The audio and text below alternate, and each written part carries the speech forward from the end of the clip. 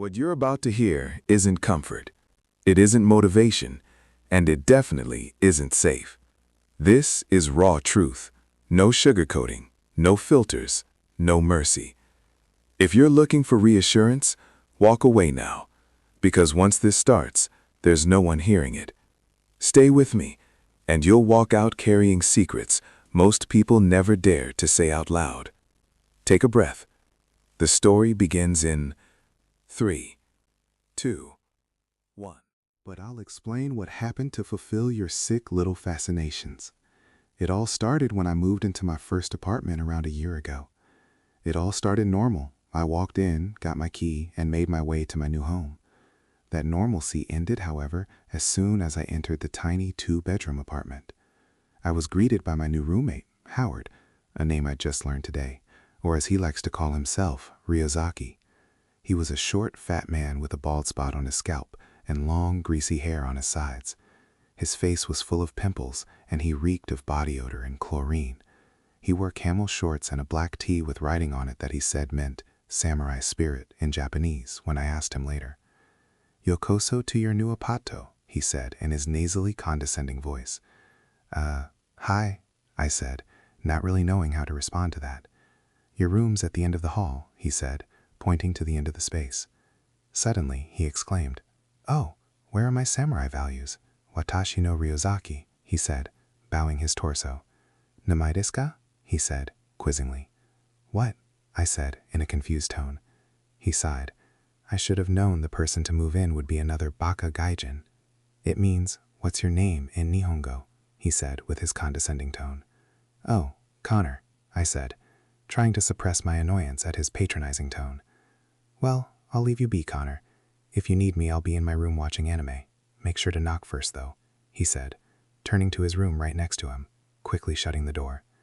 As I made my way through the apartment, I could see the horrible state it was in. In the living area and kitchen, manga was stacked up in pillars, there were tissues everywhere, and the dishes hadn't been done in what looked like weeks, maybe even months. The pantry was only stocked with ramen packets, and the only utensils in the drawer were chopsticks. In the bathroom, the toilet looked like it had never been cleaned, as there was a thick, transparent crust near the front of the bowl. There was a poster of an anime girl wearing a bikini on the wall in front of the toilet, and the trash can was overflowing with toilet paper. The shower, however, was pristine. The first thing I did was to clean up the tissues in the living room. To this day, I still don't know why, but the tissues were hard as rocks and would crumple into little shards if you pressed hard enough on them. I also emptied the overflowing trash can in the bathroom. I did not touch the toilet. I used the bathroom on the bottom floor of the complex. Before I knew it, a few months had gone by. Howard hardly ever left his room during that time, and life was peaceful. I was doing online classes and working as a grocery stocker part-time. That peace was broken when Masquerade 3 Refill came out. Howard was obsessed over the game. He would spend hours just looking at the portrait of a Mitsubu, a character in game, whenever she was on screen. He barely ate, he hardly slept, he never showered once, and he never paid rent. When he eventually romanced Mitsubu, he spent an entire day replaying the love confession over and over and over again. I don't know how he didn't get tired of it. One day, Howard was looking at Mitsubu and said, "Isn't she the most beautiful woman you've ever seen?" "What?" I said, surprised as this was the first time he had spoken to me in months. "Isn't she the most beautiful woman you've ever seen?" he repeated. She's attractive, I guess, but she's not real," I stated. "She will be one day," he replied. After he had, thankfully, being the game, he became a hermit once again, never leaving his room except for eating, using the bathroom, and at night when he thought I had gone to sleep. He was always back in the morning, so one night I decided to stay up until he came back, as I didn't have any classes or work the next day. When he came back, he was carrying a black plastic bag of what looked like multiple objects. I, however, couldn't get a good look at what was in the bag, as he had quickly shuffled back to his room and closed the door. The next day, I went up to his door and knocked. "What do you want?" he said rather aggressively. "I wanted to ask you what was in the bag last night. I was up and I saw you come back with it." "Anime figures," he responded abruptly. "They were anime figures I ordered the other day." "They delivered them in a big black plastic bag?" I asked. "I put them in there for easier transportation. I didn't want to carry them all one by one," he replied. "Okay, I'll leave you to do whatever it was you were doing in there," I said, not fully satisfied with his answer. About a month after I saw him with the plastic bag, his room began to reek in a completely different way than it did before. Instead of smelling like body odor and chlorine, it smelled sweet, sickeningly sweet and pungent at the same time.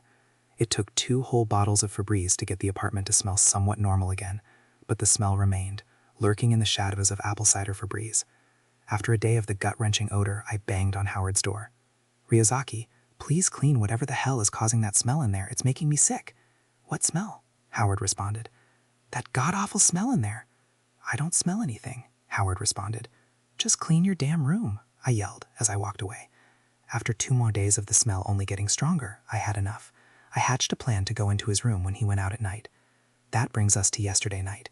When Howard had left for the night, I managed to unlock the door with a butter knife I bought the day before and made my way inside. Inside, there was a small plasma TV on a rotten bookshelf that was leaning to the left. The bookshelf was full of various manga and anime figures of various female characters. Some were in mason jars of a thick gel. Even more tissues littered the floor, crunching under my feet like dry leaves. Soda bottles filled with piss lay in the far right corner of the room, near Howard's bed. The bed is where I saw her. Mitsubu. She was an amalgamation of stitched body parts and grafted skin. Blood oozed out of the seams in between the stitches where her arms and legs were attached, staining the anime-printed comforter beneath a dark crimson. Her eyes were white as death. I screamed so loud at the sight I thought my lungs would burst. "Beautiful, isn't she?" called a nasally voice from behind me. "She's finally real." "Ryozaki, you did this?" I cried out, barely being able to stop myself from vomiting. "Yes, my dearest Nakama, I did." "Why?" I sobbed. As soon as I laid my eyes upon her, I heard her call to me and say, "Ryozaki, make me a vessel so we can be together forever." So I decided to borrow some parts from the morgue nearby to make her a vessel worthy of her beauty. "A vessel?" I asked, still sobbing from the horrific sight. "A body she can inhabit when she comes down from heaven to be with me, her true love." "You're insane," I refuted. "Some may call me insane. I say that I am in love," Howard said in a snooty tone. I had had enough of his high and mighty attitude while a doll made of human flesh sculpted to look like a video game character lay next to me. I punched him, hard. He tumbled backwards, his large belly jiggling as he fell. "How dare you hit a samurai!" he screamed as he lunged at me with all of the force he could muster in his large legs. When he struck me, the sheer mass of his body made me fall onto his bed, right on Mitsubu. I felt a sickening squish on my back as I landed on the doll of flesh. The force of me landing on it caused the torso to cave in, and the arms became unstitched and fell on the floor. "No, no! What have you done to Mitsubu?" Howard yelled, crying. "She was perfect. We were going to be together forever," he said, now sobbing hysterically. When I left the room, Howard was kneeling on the bed, crying over the destruction of his doll. I called the police when I left the apartment complex, and they came 10 minutes later, dragging a still-crying Howard out of the apartment building and into the squad car. And that's where I am today, in my car, typing all of this out after being questioned by the police. Howard is being charged with 5 counts of mutilation of a corpse. His trial is next week, which I will testify as a witness on. I still honestly can't believe this happened. I'm going to look for an apartment when I go back to my parents' house. No roommates this time. I've thoroughly learned my lesson. If that story stayed with you, good. Some stories aren't meant to fade. They linger. They follow you into the quiet. If you don't want to miss the next one, the next truth, the next confession, the next line someone shouldn't have crossed, make sure you're subscribed. Because what's coming next is darker, closer, and a little harder to forget. Until then, stay alert. And remember, some stories don't end when the audio stops.